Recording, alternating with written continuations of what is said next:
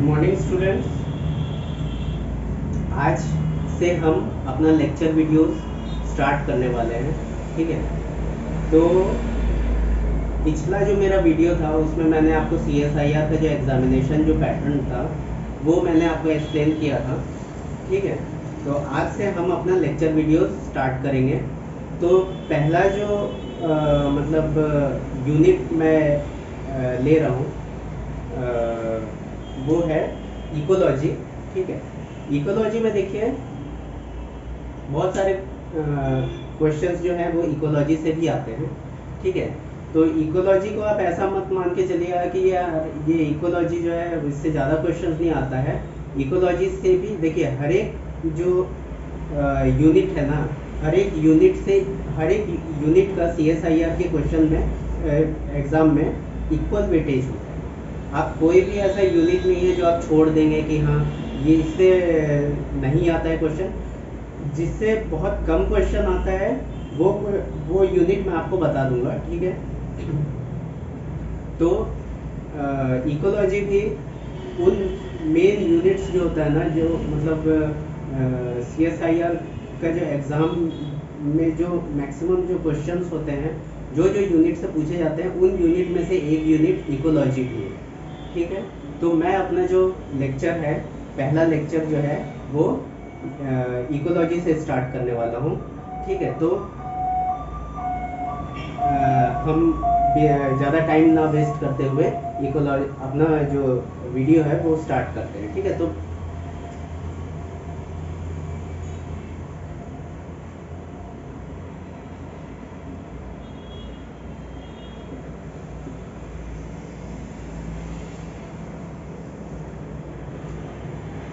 देखिए इकोलॉजी जो है ना, इकोलॉजी जो है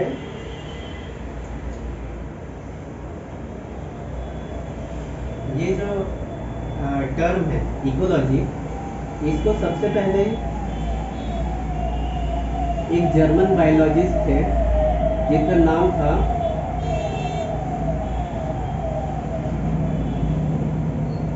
अर्नेस्ट हैकेल।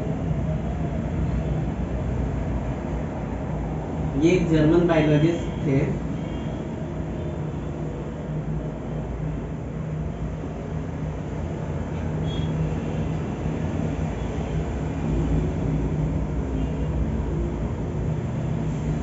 इन्होंने सबसे पहले इकोलॉजी जो टर्म है उसको कॉइन किया।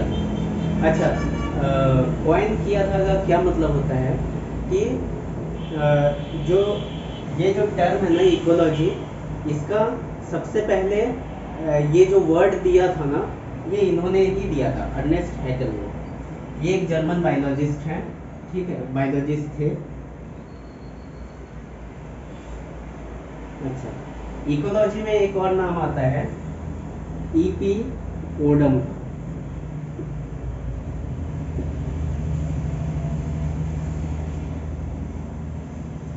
जिन्हें फादर ऑफ इकोलॉजी भी कहते हैं।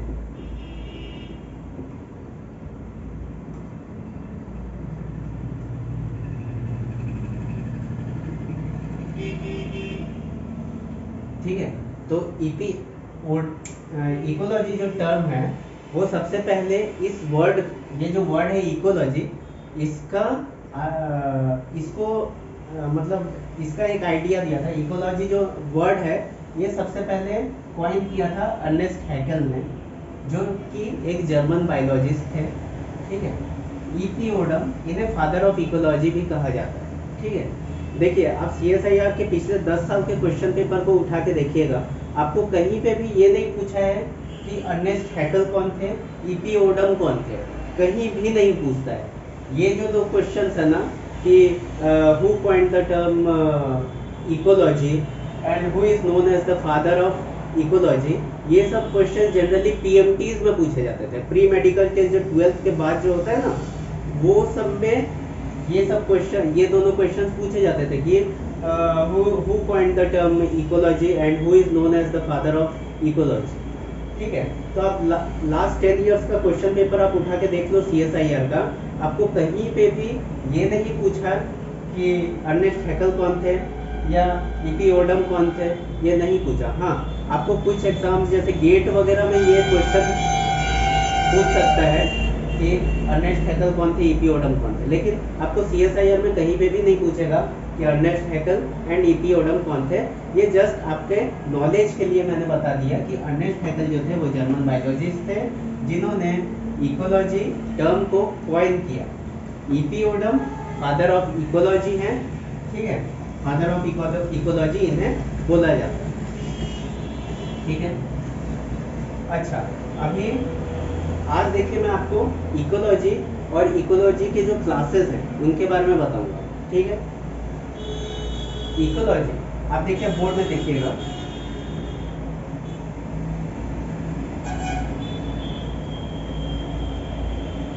मैं ये एक ज्योग्राफिकल रीजन कंसीडर करता हूँ, ठीक है। ये मैंने एक ज्योग्राफिकल रीजन कंसीडर किया है। यहाँ पे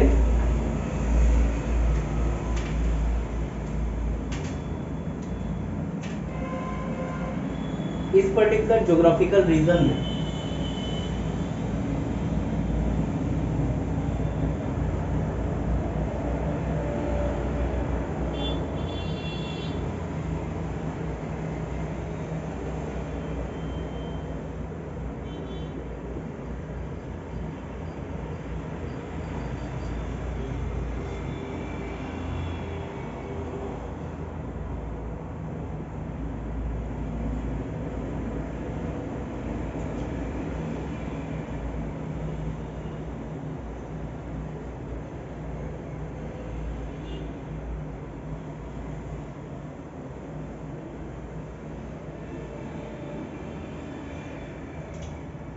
देखिए मैंने ये एक ज्योग्राफिकल रीजन कंसीडर किया है, ठीक है।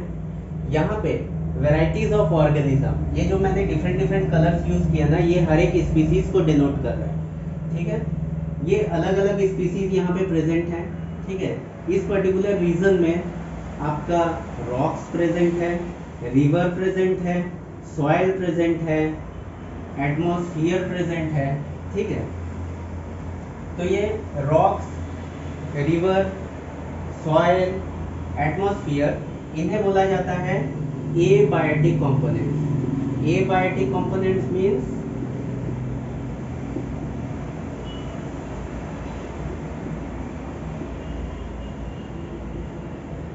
एबायोटिक कंपोनेंट्स का मतलब होता है विच आर नॉट लिविंग, जो लिविंग नहीं है, जो नॉन लिविंग है उन्हें एबायोटिक कंपोनेंट्स बोला जाता है। और ये जो ऑर्गेनिजम्स हैं, स्पीसीज हैं, अलग अलग ऑर्गेनिजम्स हैं, ये होते हैं बायोटिक कंपोनेंट्स,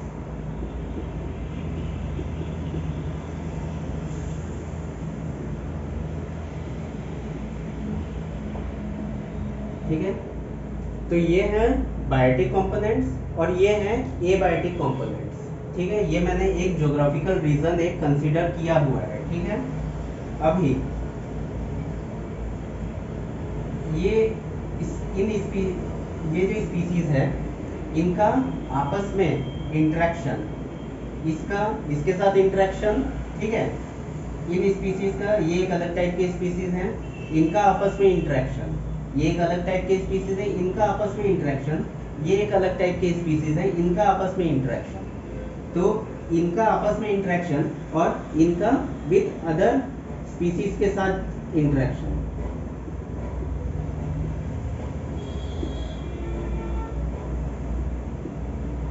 ठीक है। इन स्पीसीज का एक दूसरे के साथ इंटरेक्शन और इन स्पीसीज का एक डिफरेंट टाइप की स्पीसीज के साथ इंटरेक्शन, प्लस इन सभी स्पीसीज का अपने एबायोटिक कंपोनेंट्स के साथ इंटरेक्शन, इसके स्टडी को हम बोलते हैं इकोलॉजी।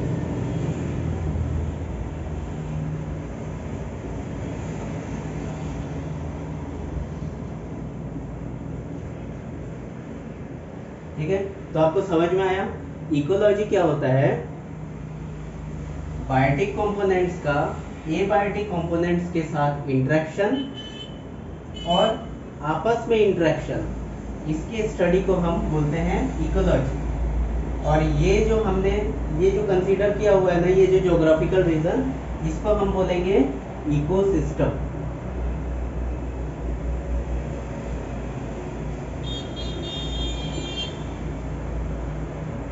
ठीक है, एक स्पीसीज का अपने ही प्रजाति के लोगों के साथ इंटरेक्शन, और एक स्पीसीज का एक दूसरे स्पीसीज के साथ इंटरेक्शन, दूसरे टाइप के स्पीसीज के साथ इंटरेक्शन, और उन सभी स्पीसीज का अपने एबायोटिक कंपोनेंट्स के साथ इंटरेक्शन, इसके स्टडी को हम बोलते हैं इकोलॉजी। और ये जो मैंने ये जो ज्योग्राफिकल रीजन जो कंसीडर किया हुआ है, इसको हम बोलेंगे इकोसिस्टम, जहाँ पे बायोटिक कंपोनेंट्स अपने एबायोटिक कंपोनेंट्स के साथ इंटरेक्ट कर रहे हैं, इसको हम बोलेंगे इकोसिस्टम। तो आपको ये चीज समझ में आया। इकोलॉजी टर्म दिया है अर्नेस्ट हैकल ने, इन्होंने सबसे पहले क्वाइन किया था इकोलॉजी को, और इथियोडम को फादर ऑफ इकोलॉजी बोला जाता है। इकोलॉजी क्या होता है?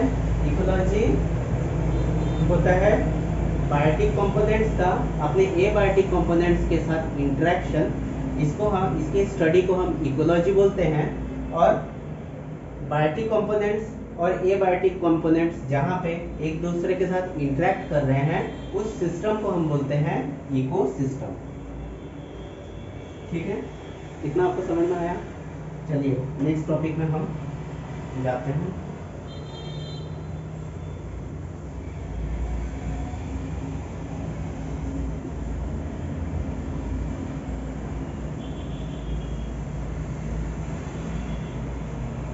आपका जो भी डाउट होगा आप नीचे कमेंट सेक्शन में लिखिएगा। मैं जब अपना नेक्स्ट वीडियो अपलोड करूंगा उसके स्टार्टिंग में या उसके एंडिंग में, ठीक है, मैं आपके सारे डाउट्स को क्लियर करने का कोशिश करूंगा। ठीक है,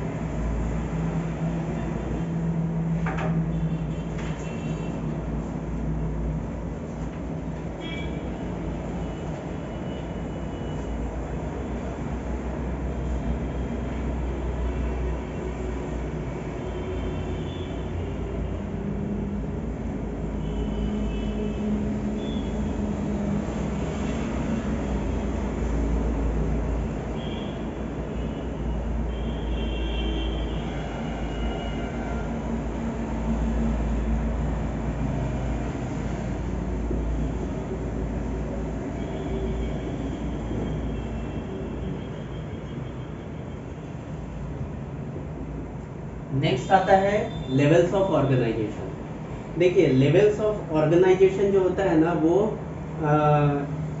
ये जो मैं आपको लेवल ऑफ ऑर्गेनाइजेशन बताऊंगा, ये मैं इकोलॉजी के रेस्पेक्ट में बताऊंगा। देखिए लेवल ऑफ ऑर्गेनाइजेशन हर एक इसमें अलग अलग होता है, जैसे सेल, टिश्यू, ऑर्गन सिस्टम, ये एक लेवल ऑफ ऑर्गेनाइजेशन है। ठीक है, तो अभी मैं लेवल ऑफ ऑर्गेनाइजेशन जो बताऊंगा इकोलॉजी के रेस्पेक्ट में बताऊंगा। तो लेवल ऑफ ऑर्गेनाइजेशन में सबसे पहला आता है इंडिविजुअल।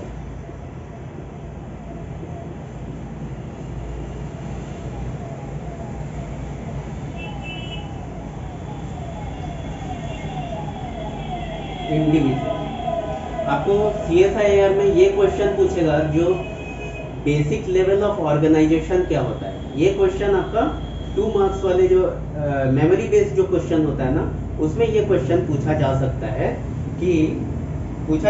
मीन्स पूछता ही है।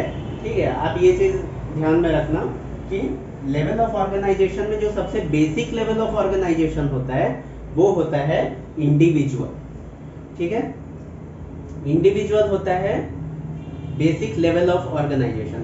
आपको एग्जाम में पूछेगा which is the basic level of organisation among these, उसमें आपका 4 ऑप्शन रहेगा, तो उसमें से जो सही आंसर होगा वो होगा इंडिविजुअल। इंडिविजुअल क्या होता है?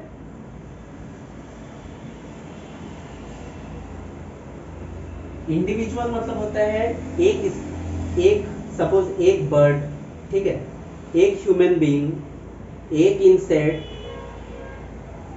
एक कोई ट्री, ठीक है, एक लायन, एक कोई भी एक इंसेक्ट, ये सब होता है इंडिविजुअल। तो 1 इंसेक्ट, ठीक है, 1 बर्ड,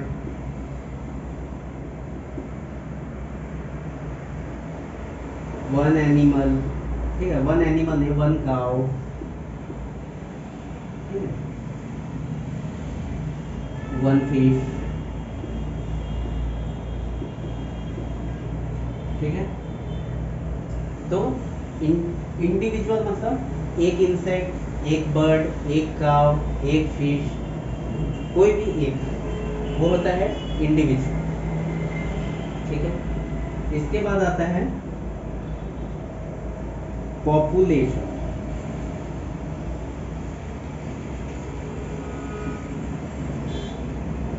पॉपुलेशन मतलब एक पर्टिकुलर एरिया में, पॉपुलेशन का मतलब होता है एक पर्टिकुलर एरिया में एक टाइप का स्पीसीज अगर प्रेजेंट है, ठीक है। सपोज मैं ये एरिया कंसीडर करता हूँ, ठीक है, जहाँ पे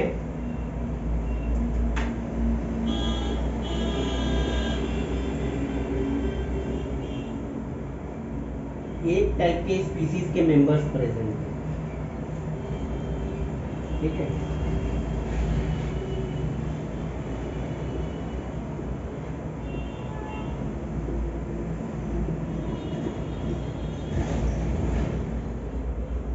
मैं एक एरिया कंसीडर करता हूँ जहाँ पे एक स्पीसीज के मेंबर्स प्रेजेंट है, ठीक है। जैसे सपोज एक इंसेक्ट का, एक टाइप के इंसेक्ट का पॉपुलेशन प्रेजेंट है, एक टाइप के इंसेक्ट के मेंबर्स प्रेजेंट है, ठीक है। तो उसको हम बोलेंगे पॉपुलेशन, ठीक है। जैसे सपोज एक कोई बर्ड है, एक पर्टिकुलर एरिया में वही टाइप के ही बर्ड्स पाए जा रहे हैं, ठीक है। ये एक एरिया है जहाँ पे इस पर्टिकुलर बर्ड का जो स्पीसीज है उसी के ही मेंबर्स यहाँ पे प्रेजेंट है, तो इसको हम बोलेंगे पॉपुलेशन, ठीक है। तो ये होता है पॉपुलेशन। इंडिविजुअल मतलब एक इंसेक्ट, एक बर्ड, एक काव, एक फिश, ठीक है। पॉपुलेशन मतलब एक पर्टिकुलर एरिया में उस पर्टिकुलर स्पीसीज का जनसंख्या जो है उसको हम बोलेंगे पॉपुलेशन। जैसे सपोज ह्यूमन, एक पर्टिकुलर एरिया में हम तो बोलते हैं ना ह्यूमन पॉपुलेशन। ह्यूमन पॉपुलेशन का मतलब क्या होता है, एक पर्टिकुलर एरिया में वो पर्टिकुलर टाइप का जो स्पीसीज है उसका प्रेजेंस, उसको बोलते हैं पॉपुलेशन, ठीक है। इसके बाद आता है थर्ड में कम्युनिटी।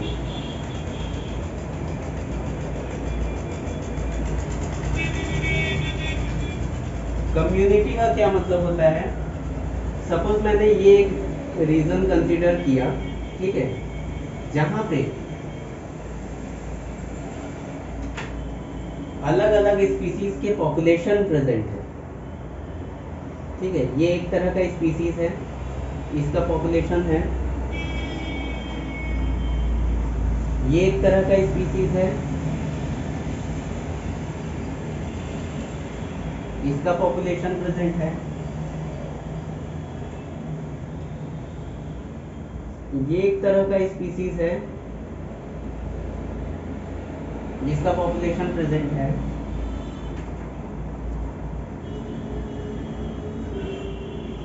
और ये एक टाइप का स्पीसीज है जिसका पॉपुलेशन प्रेजेंट है, ठीक है। ये मैं एक ज्योग्राफिकल एरिया कंसीडर किया हुआ हूँ जिसमें हर एक स्पीसीज का पॉपुलेशन प्रेजेंट है, ठीक है।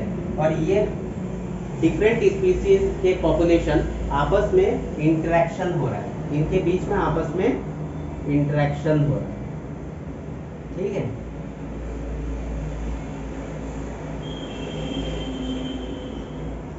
ये स्पीसीज इनके साथ इंटरेक्ट कर रहे हैं, ये स्पीसीज इनके साथ इंटरेक्ट कर रहे हैं, ये स्पीसीज आपस में इंटरेक्ट कर रहे हैं, ठीक है। तो एक ज्योग्राफिकल एरिया में डिफरेंट पॉपुलेशन आपस में इंटरेक्ट कर रहे हैं, तो इसको हम लोग बोलते हैं कम्युनिटी, ठीक है। समझ में आया कम्युनिटी। इसके बाद आता है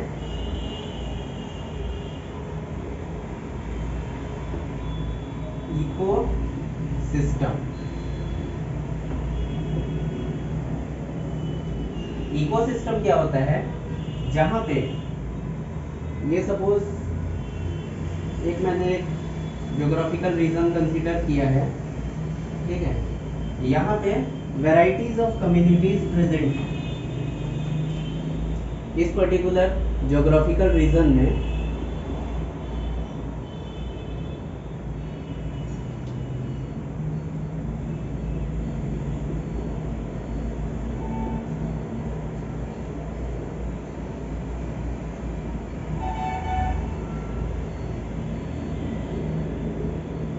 वैराइटीज ऑफ कम्युनिटीज प्रेजेंट हैं,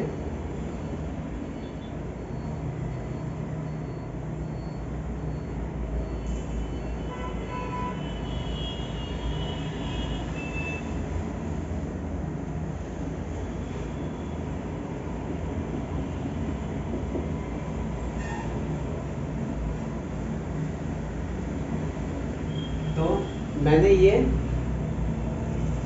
एक ज्योग्राफिकल रीजन कंसीडर किया है जिसमें वैराइटीज ऑफ स्पीसीज प्रेजेंट है और वो आपस में इंटरेक्शन हो रहा है, ठीक है, इंटरेक्ट कर रहे हैं आपस में, ठीक है। प्लस ये जो है अपने एबायोटिक कंपोनेंट्स के साथ भी इंटरेक्शन इनका हो रहा है, मतलब कम्युनिटी का अपने एबायोटिक कंपोनेंट्स के साथ इंटरेक्शन, इसको हम बोलते हैं इकोसिस्टम। मतलब ये वही बात हो गया जो मैंने आपको स्टार्टिंग में बोला था, जो बायोटिक कंपोनेंट्स और एबायोटिक कंपोनेंट्स का आपस में जो इंटरेक्शन हो रहा है उसको हम बोलते हैं इकोसिस्टम। तो लेवल ऑफ ऑर्गेनाइजेशन के हिसाब से हम लोग जब बात करें तो पॉपुलेशन, एक पॉपुलेशन के साथ इंटरेक्शन और इन सारे पॉपुलेशंस का, मतलब एक पॉपुलेशन का और एक पॉपुलेशन का साथ इंटरेक्शन प्लस अपने एबायोटिक कंपोनेंट्स के साथ इंटरेक्शन, तो हम बोलते हैं इकोसिस्टम। तो लेवल ऑफ ऑर्गेनाइजेशन क्या हुआ, individual, population, community, ecosystem. Basic level of organisation क्या है, इंडिविजुअल। इंडिविजुअल का मतलब क्या होता है, एक इंसेक्ट, एक बर्ड, एक ह्यूमन, एक लायन, एक टाइगर, ये हुआ इंडिविजुअल, ठीक है। पॉपुलेशन क्या होता है, एक पर्टिकुलर एरिया में उस पर्टिकुलर टाइप के स्पीसीज का अपने, मतलब एक पर्टिकुलर एरिया में इस पर्टिकुलर टाइप के स्पीसीज का अलग अपने ही टाइप के स्पीसीज के साथ रहना, इसको बोलते हैं पॉपुलेशन, ठीक है। जैसे कि ह्यूमन बीइंग, एक ह्यूमन बीइंग इस पर्टिकुलर एरिया में जो ह्यूमंस का जो ह्यूमन स्पीसीज हैं उनका अपने ही टाइप के स्पीसीज के साथ, अपने ही टाइप के इंडिविजुअल्स के साथ रहना एक पर्टिकुलर एरिया में, तो इसको बोलते हैं पॉपुलेशन। कम्युनिटी क्या होता है, डिफरेंट टाइप ऑफ स्पीसीज का प्रेजेंस होना और आपस में इंटरेक्शन करना, ये कम्युनिटी कहलाता है। और इकोसिस्टम क्या होता है, वैराइटीज ऑफ कम्युनिटी। ऐसा तो एक कोई कम्युनिटी नहीं होगा, इकोसिस्टम में ऐसा बहुत सारा कम्युनिटी होगा, तो इन कम्युनिटीज का अपना एबायोटिक कंपोनेंट के साथ इंटरेक्शन जो होता है उसको बोलते हैं हम इकोसिस्टम, ठीक है। तो लेवल ऑफ ऑर्गेनाइजेशन में आपको क्वेश्चन क्या पूछेगा, what is the basic level of organisation, तो वो होता है इंडिविजुअल। या आपको पूछ सकता है कि आप sequence, which of the following sequence is correct hierarchy for level of organisation in respect to ecology. तो आपको दे देगा, 4 ऑप्शन दे देगा जिसमें आपको इंडिविजुअल, कम्युनिटी, ऐसा आपको क्वेश्चन देगा। जो इंडिविजुअल मतलब सीक्वेंस आपको दे देगा, सीक्वेंस क्या है, इंडिविजुअल, उसके बाद पॉपुलेशन, उसके बाद कम्युनिटी और उसके बाद लास्ट में इकोसिस्टम। तो आपको जो 4 ऑप्शंस देगा ना, वो कैसा देगा, इंडिविजुअल दे देगा, उसके बाद कम्युनिटी दे देगा, कम्युनिटी के बाद इकोसिस्टम दे देगा, उसके बाद पॉपुलेशन दे देगा, मतलब पूरा जम्बल्ड कर देगा। तो आपको कौन से इसमें टिक करना है, इंडिविजुअल, उसके बाद पॉपुलेशन, उसके बाद कम्युनिटी और लास्ट में इकोसिस्टम, वो वाला ऑप्शन को आपको टिक करना है।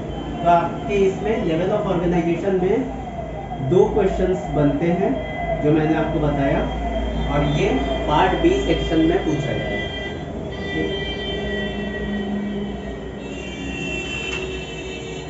यहाँ तक किसी को अगर डाउट है आप कमेंट सेक्शन में लिखिएगा, मैं आपको नेक्स्ट लेक्चर में उसको उसके आपके जो प्रॉब्लम है उसको मैं सॉल्व करूँगा। ठीक है, ये हो गया। अब हम मूव करते हैं अपने नेक्स्ट टॉपिक की तरफ।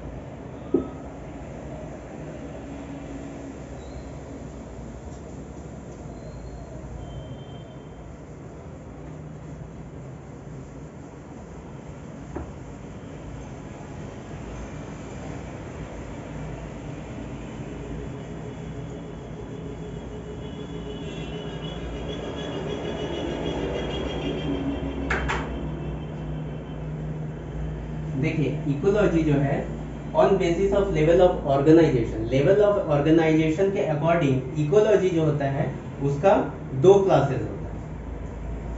Ecology are of 2 classes.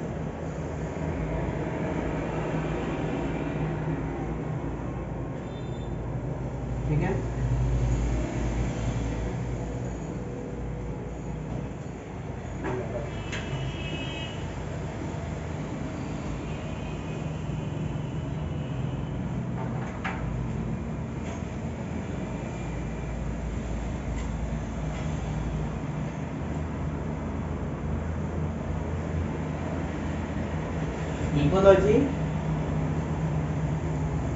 Ecology के 2 क्लासेस होते हैं।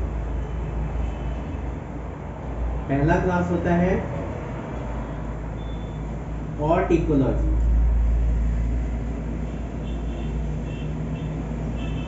और दूसरा क्लास होता है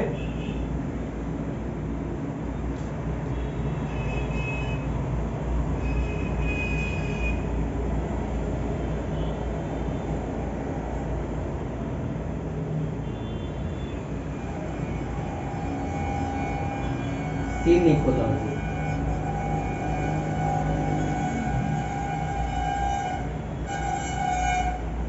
इकोलॉजी के 2 क्लासेस होते हैं, autecology and synecology. Autecology क्या होता है? ऑट इकोलॉजी क्या होता है?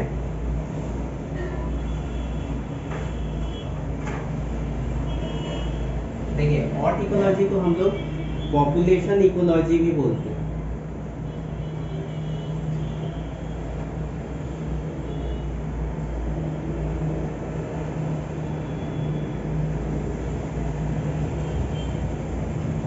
और सीन इकोलॉजी को हम कम्युनिटी इकोलॉजी भी बोलते हैं।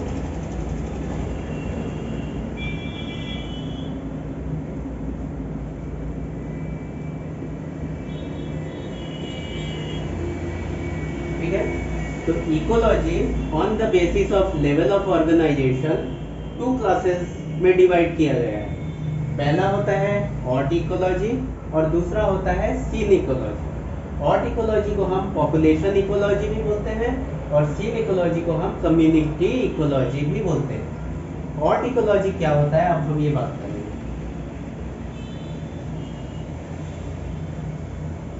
देखिए, एक सिंगल स्पीसीज पे एक सिंगल स्पीसीज का उसके आसपास का जो एनवायरमेंटल कंडीशंस है वो उस पर्टिकुलर स्पीसीज के ग्रोथ, सर्वाइवल और रिप्रोडक्शन को किस टाइप से कंट्रोल करता है, इसको हम बोलते हैं ऑट इकोलॉजी। समझिएगा मेरे बात को। एक कोई स्पीसीज है, सपोज ये एक कोई स्पीसीज है, ठीक है। इसके ये जो पर्टिकुलर एरिया में रहता है उस पर्टिकुलर एरिया का जो एनवायरमेंटल कंडीशन है वो इस पर्टिकुलर स्पीसीज के ग्रोथ, सर्वाइवल और रिप्रोडक्शन को किस तरह से कंट्रोल करता है, इसके स्टडी को हम बोलते हैं ऑट इकोलॉजी। ठीक है, मैं इसको एक एग्जांपल से आपको समझाता हूं।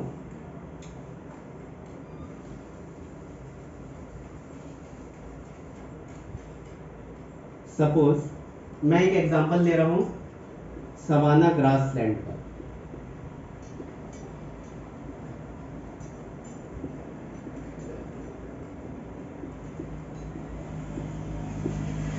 ठीक है, मैं सवाना ग्रासलैंड का एग्जांपल ले रहा हूँ। इसमें आपका ट्रॉपिकल रेन फॉरेस्ट भी आता है, टुंड्रा, टैगा, बहुत कुछ आता है इसमें। मैं आपको एक सवाना ग्रासलैंड का एग्जांपल लेके आपको समझा रहा हूँ हॉर्टिकोलॉजी क्या होता है।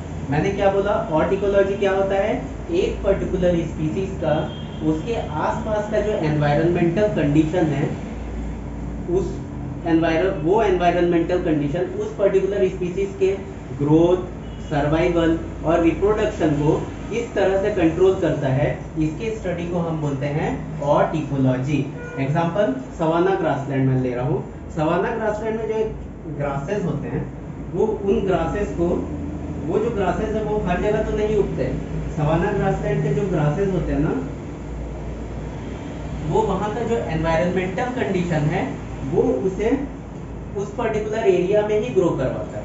ठीक है, एनवायरमेंटल कंडीशंस अगर मैं बोल रहा हूँ तो एनवायरमेंटल कंडीशंस में क्या क्या आता है, जो किसी पर्टिकुलर स्पीसीज के ग्रोथ, सर्वाइवल और रिप्रोडक्शन में हेल्प करता है। तो एनवायरमेंटल कंडीशंस अगर मैं बोल रहा हूँ ना, तो उसमें ये आएगा, उसमें क्या क्या आएगा, लाइट, ठीक है, न्यूट्रिएंट अवेलेबिलिटी,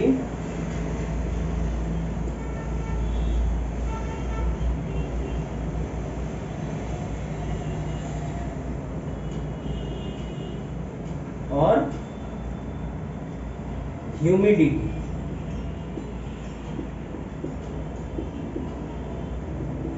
ठीक है, तो एनवायरमेंटल कंडीशंस अगर मैं बात कर रहा हूँ तो एनवायरमेंटल कंडीशंस से मैं ये बोलना चाह रहा हूँ कि एनवायरमेंटल कंडीशन का मतलब क्या है, light, nutrient availability and humidity.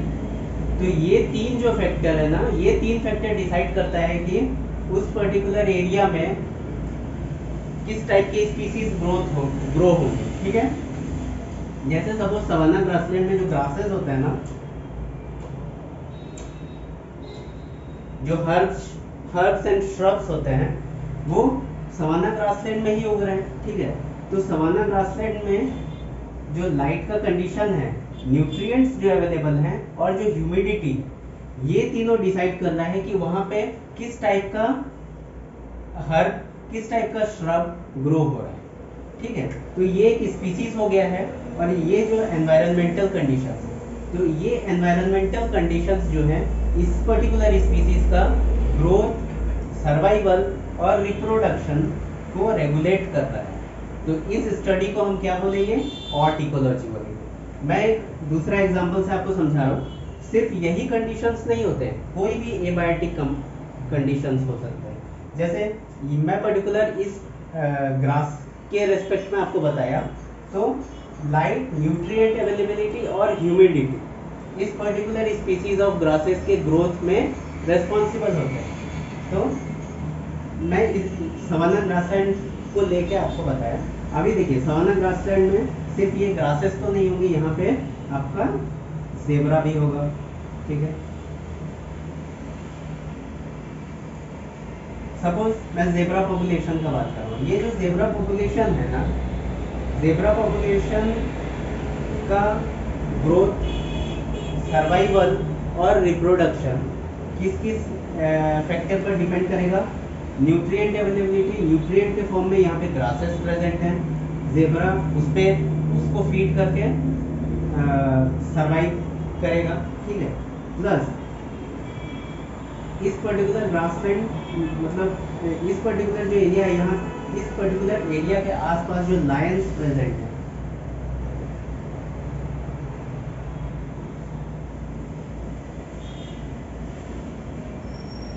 वो भी इसके पॉपुलेशन को रेगुलेट करेगा। ठीक है, लायंस जो है वो भी ज़ेब्रा के पॉपुलेशन को रेगुलेट करेगा।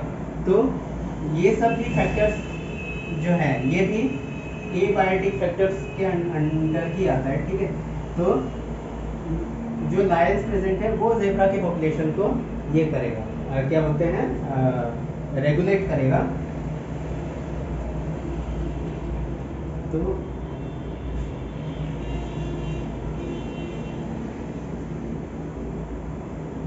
ठीक है। तो ये जो जेब्रा है, ये इसका जो पॉपुलेशन है इस पे भी डिपेंड करता है कि हाँ उस पर्टिकुलर एरिया में लायंस कितने प्रेजेंट हैं, ठीक है।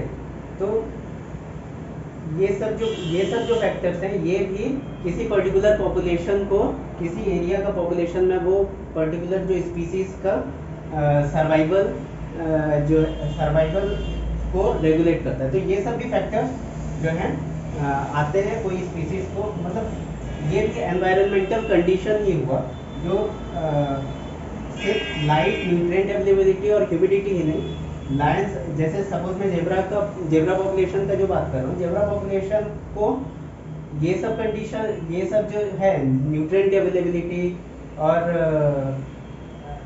लाइट, ये सब न्यूट्रिएंट अवेलेबिलिटी जो है ये जेब्रा पॉपुलेशन के ग्रोथ, रिप्रोडक्शन को ये मतलब सपोर्ट कर रहा है। प्लस यहाँ पे जो लायन का पॉपुलेशन प्रेजेंट है, ये जो लायन का पॉपुलेशन है ये भी इस पर्टिकुलर जेब्रा के पॉपुलेशन को रेगुलेट कर रहा है। तो ये भी एबायोटिक जो है ना, एबायोटिक इसमें एबायोटिक कंपोनेंट्स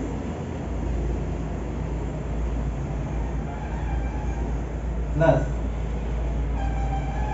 ये जो पर्टिकुलर सिनेरियो है, जो लायंस यहाँ पे इस पर्टिकुलर एरिया में जो लायंस कितने प्रेजेंट हैं, ये भी इस पर्टिकुलर स्पीसीज के पॉपुलेशन को रेगुलेट कर रहा है। तो इस स्टडी को हम क्या बोलते हैं, ऑट इकोलॉजी। तो मैं एक ब्रीफ आपको समझा देता हूँ। ऑट इकोलॉजी जो है क्या होता है कि एक पर्टिकुलर जो स्पीसीज है उसके आसपास का जो एनवायरमेंटल कंडीशंस हैं वो किस तरह से उस स्पीसीज का ग्रोथ, सर्वाइवल और रिप्रोडक्शन को कंट्रोल कर रहा है, इसके स्टडी को हम ऑट इकोलॉजी बोलेंगे। इसका हमने एग्जांपल लिया सवाना ग्रासलैंड। सवाना ग्रासलैंड में जो श्रब्स और हर्ब्स जो प्रेजेंट हैं वो उसके ग्रोथ, सर्वाइवल और रिप्रोडक्शन के लिए कौन कौन से एनवायरमेंटल कंडीशंस रोल प्ले करते हैं, वो है light, nutrient availability and humidity. Humidity से बोलने का मतलब है रेनफॉल, ठीक है। तो ये सवाना ग्रासलैंड। और एक एग्जांपल मैंने लिया जेब्रा पॉपुलेशन। तो जेब्रा जो है इस पर्टिकुलर एरिया में जो जेब्रा प्रेजेंट है, जेब्रा के पॉपुलेशन को लाइट, न्यूट्रिएंट और ह्यूमिडिटी, देखिए न्यूट्रिएंट तो अफेक्ट कर रहा है क्योंकि यहाँ पे जो ग्रासेस प्रेजेंट है जेब्रा उस पर फीड करके अपना सर्वाइवल करेगा। लेकिन इनके अलावा एक और जो एबायोटिक फैक्टर है वो है नंबर ऑफ लायंस उस पर्टिकुलर एरिया में कितने प्रेजेंट हैं। तो ये जो लायंस हैं ये भी इस पर्टिकुलर स्पीसीज के पॉपुलेशन को कंट्रोल कर रहा है। तो ये जो स्टडी है इसको हम बोलेंगे इसको हम बोलते हैं ऑट इकोलॉजी। ऑट इकोलॉजी को पॉपुलेशन इकोलॉजी भी बोला जाता है, ठीक है। पॉपुलेशन इकोलॉजी मतलब यहाँ पे आप देख रहे हैं ना, जेब्रा का पॉपुलेशन को कौन सा फैक्टर कंट्रोल किया हुआ है, तो उस पर्टिकुलर एरिया में जो लायंस प्रेजेंट है वो लायंस इस पर्टिकुलर पॉपुलेशन को कंट्रोल किया हुआ है, ठीक है। ये हो गया ऑट इकोलॉजी। अभी हम बात करेंगे सीन इकोलॉजी। सीन इकोलॉजी को हम लोग कम्युनिटी इकोलॉजी भी बोलते हैं। कम्युनिटी इकोलॉजी हम लोग इसको क्यों बोलते हैं, क्योंकि ये पर्टिकुलर एक ज्योग्राफिकल रीजन में कंसीडर कर रहा हूँ, ठीक है। यहाँ पे बहुत सारे पॉपुलेशन ऑफ स्पीसीज प्रेजेंट, ठीक है। यहाँ पे different population of species present. तो ये डिफरेंट स्पीसीज जो हैं इनका आपस में इंटरेक्शन हो रहा है, प्लस इनका अपने एबायोटिक कंपोनेंट्स, ये rocks, reverse, mountains, atmosphere, soil, ये एयर, ये सारे जो एबायोटिक कंपोनेंट्स हैं इनके साथ भी इसका इंटरेक्शन हो रहा है। तो इसकी स्टडी को हम बोलेंगे सीन इकोलॉजी। मतलब जहाँ पे डिफरेंट पॉपुलेशंस आपस में इंटरेक्शन हो रहा है और इन पॉपुलेशंस का अपने एबायोटिक कंपोनेंट्स के साथ इंटरेक्शन, इसकी स्टडी को हम बोलेंगे सीन इकोलॉजी। तो आपको ये बात समझ में आया। अभी सीन इकोलॉजी में कौन कौन से एग्जांपल्स होते हैं ये मैं आपको बता देता हूँ, ठीक है।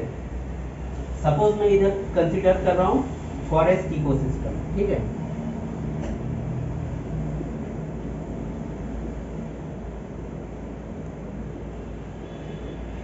सपोज मैं कंसीडर कर रहा हूँ फॉरेस्ट इकोसिस्टम। फॉरेस्ट इकोसिस्टम में क्या होता है, मैं ये इसको मिटा दे रहा हूँ यहाँ से।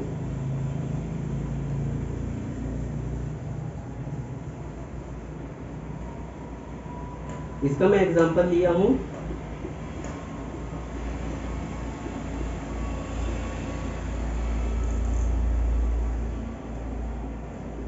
फॉरेस्ट इकोसिस्टम नहीं बोलता मैं इसको, बस एग्जांपल दिया हूँ इसका फॉरेस्ट। देखिए फॉरेस्ट में क्या क्या क्या होता है, ट्रीज होते हैं, ठीक है, बर्ड्स होते हैं,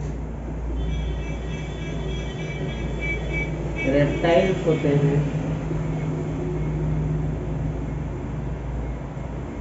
एम्फीबियंस होते हैं,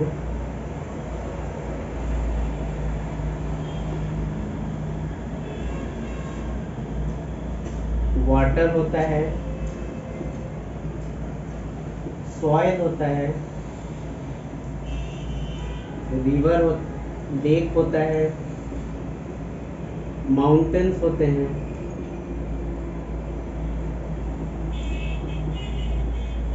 ठीक है। तो मैंने सीन इकोलॉजी का एग्जांपल दिया है फॉरेस्ट। फॉरेस्ट में क्या क्या होता है, ट्रीज होता है, बर्ड्स होता है, रेप्टाइल्स होता है, एम्फीबियंस होते हैं, लायन होता है, टाइगर होता है, ठीक है, एलिफेंट्स होते हैं, मंकीज होते हैं, ठीक है, वाटर होता है, सॉइल होता है, लेक होते हैं, माउंटेन्स होते हैं, एयर होता है, क्लाउड्स होते हैं, ठीक है। तो ये अलग अलग स्पीसीज हैं, ठीक है, अलग अलग स्पीसीज, ये सारे स्पीसीज आपस में इंटरेक्शन होता है इनका, प्लस इन स्पीसीज का अपने एबायोटिक जो एनवायरनमेंट है उसके साथ भी इंटरेक्शन होता है, जैसे कि वाटर, सॉइल, लेक, माउंटेन, इनके साथ भी इनका इंटरेक्शन होता है। तो ये जो बायोटिक और एबायोटिक इंटरेक्शंस हैं, इनकी स्टडी को हम बोलेंगे सीन इकोलॉजी, ठीक है। कम्युनिटी इकोलॉजी इसको इसलिए बोला है क्योंकि कम्युनिटी में आप याद कीजिए, मैंने जो पहले पढ़ाया, कम्युनिटी मतलब होता है कि आप group of population of different species interacting with each other, also it is interacting with the abiotic components surrounding to them। तो कम्युनिटी हुआ ग्रुप ऑफ पॉपुलेशंस जो हैं, अलग अलग स्पीसीज के जो ग्रुप्स हैं, अलग अलग स्पीसीज के जो पॉपुलेशन है, उनका आपस में इंटरेक्शन हो रहा है और अपने एबायोटिक कंपोनेंट्स के साथ इंटरेक्शन हो रहा है। अलग अलग पॉपुलेशन का अपने आपस में इंटरेक्शन प्लस अपने एबायोटिक जो कंपोनेंट्स हैं उनके साथ इंटरेक्शन, इसीलिए हम इसको कम्युनिटी इकोलॉजी कहते हैं, ठीक है। तो आज मैंने आपको सिर्फ इकोलॉजी क्या होता है और उनके क्लासेस ऑफ इकोलॉजी इसके बारे में एक्सप्लेन किया। अगर आपको मैंने जो पढ़ा है इसमें अगर आपको कहीं पे भी कुछ भी डाउट है, आप बेझिझक कमेंट सेक्शन में डालिए। मैं नेक्स्ट वीडियो अपना जो अपलोड करूंगा उसके स्टार्टिंग में या एंडिंग में आपका जो डाउट्स है वो मैं क्लियर करूंगा। तो आज के लिए बस इतना ही, आपको मैं अब अपने अगले लेक्चर में मिलूंगा। तो थैंक यू।